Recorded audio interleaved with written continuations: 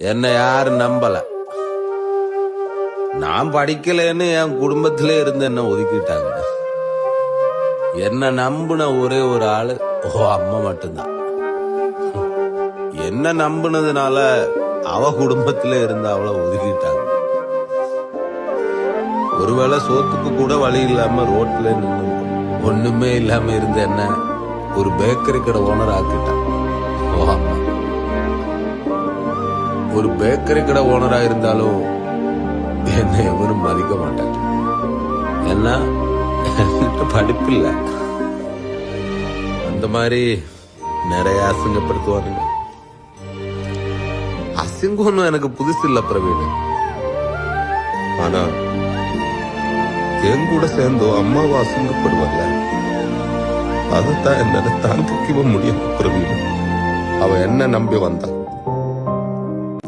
நான் தோத்துட்டேன். இப்ப அவ ஒன்ன நம்புறான். நீ தோத்துடாது பிரவீன்.